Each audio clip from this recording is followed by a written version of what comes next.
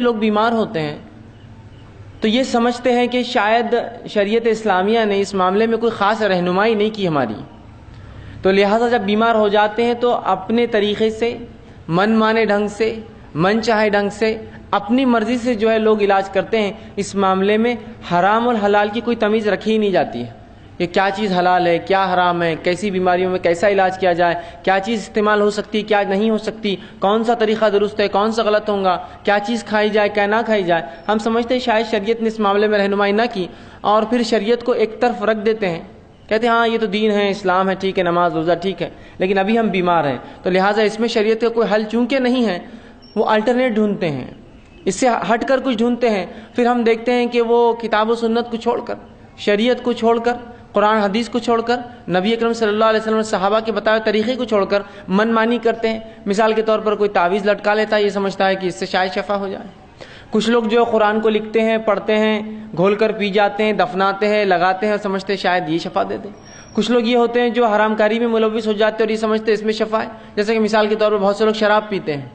اس لیے کہ فلاں کسی نے کہہ دیا کہ بیئر پینے سے جو ہے پتھری نکل جاتی، تو ان کو لگا کہ اب علاج چکی ہے، شریعت اس میں کوئی رہنمائی تو کرتی نہیں ہے، لہٰذا آپ شراب پینا شروع کر دو۔ کچھ لوگوں کو دیکھا گیا کہ وہ گانجا اور افیم پیتے ہیں، اس لیے کہ انہیں لگتا ہے کہ فلاں مرض کا کوئی علاج نہیں ہے، شریعت نے اس میں رہنمائی نہیں کی، لہٰذا ہم یہ کر لیں۔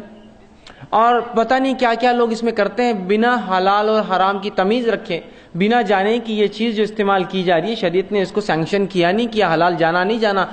اس کو حرام تو نہیں قرار دیا۔ اور اس معاملے میں جب کوئی کہتا ہے بھائی یہ حرام ہے حلال، تو کہتے دیکھو ہم بیمار ہیں، ہماری تکلیف ہم کو معلوم ہے، آپ ذرا خاموش بیٹھ جائے تو اچھا ہے، اس معاملے میں ہمیں کرنے دیجیے جو ہم کر رہے ہیں، اگر مجھے اس سے سکون ملتا ہے تو میں اسی کو اختیار کرتا ہوں۔ جیسا بہت سے لوگوں کو مرگی کا مسئلہ ہوتا ہے تو دن بھر گانے سنتے رہتے ہیں، کار میں بیٹھے گانا لگا دیا، موبائل ہینڈ سیٹ میں گانا لگا دیا، گھر کے اندر گانا لگا دیا، اس لیے کہ ان کو لگتا ہے سکون اس کے بغیر حاصل نہیں ہوگا، جبکہ شریعت نے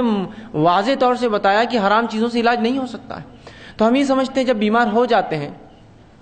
کہ شاید اب شریعت میں اس کی کوئی رہنمائی نہیں، لہٰذا منمانی کی جائے، اب جو چاہے کرو، جیسے چاہے علاج کرو، حرام حلال کی کوئی تمیز نہیں، چاہے میوزک کا اس میں استعمال ہو، چاہے ناچنا گانا اس میں پڑے، چاہے شراب پینا پڑے یا کوئی اور کام کرنا پڑے، سب کرو، اس لیے کہ اس معاملے میں ہم جو ہے لاوارث جیسے یا بنا سرپرستی کے چھوڑ دیے گئے، اب بہرحال معاملہ ہم کر سکتے ہیں۔ اسی لیے عنوان کو ہم نے خاص طور سے انتخاب کیا کہ اسلام کیسے رہنمائی کرتا بیماری کے تعلق سے، بیماری اور اسلام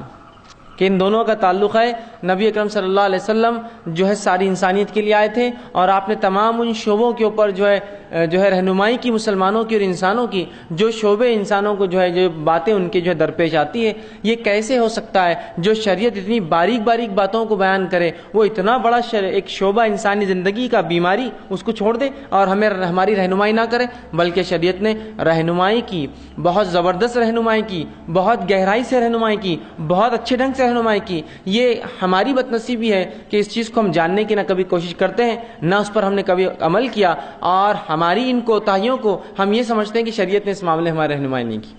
یاد رکھیے اس کو جاننے کی ضرورت ہے۔ جب آپ شریعت کو پڑھیں گے، یہ شریعت ایسے ایسے شعبوں میں، ایسی جگہوں پر رہنمائی کرتی ہے جہاں ہم توقع بھی نہیں کرتے کہ یہاں شاید رہنمائی ہوئی ہوگی۔ مثال کے طور پر ایک انسان اپنی ازدواجی زندگی، میاں بیوی کے رشتے کیسے قائم رکھے، شریعت نے یہاں بھی رہنمائی کی۔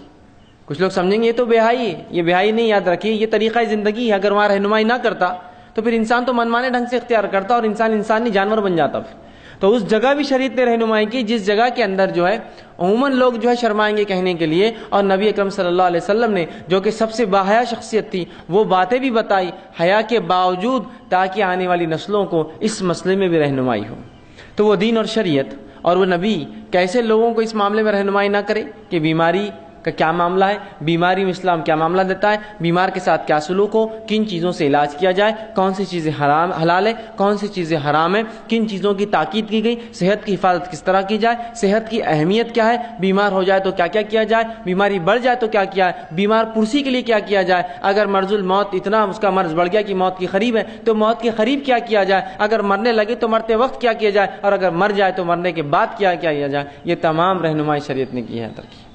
مکمل طور سے ہمارے بیماری سے لے کر علاج سے لے کر شفا یا غیر شفا کی حالت لے کر اور پھر موت اور پھر بالکل موت کے بعد کے تمام معاملات بتائے. میں انشاءاللہ عزیز آپ کو بیماری کے تعلق سے حلال و حرام چند باتیں، وہ چیزیں جن سے نبی اکرم صلی اللہ علیہ وسلم نے علاج کیا، اور وہ چند رہنمائی کی بیمار سے کیسے بیمار پرچی کرے، بیماری کا مومن کو کیا فائدہ ہوتا ہے، یہ تمام باتیں آج آپ کے سامنے رکھنے کی کوشش کروں گا. میں نے آپ کے سامنے جو ہے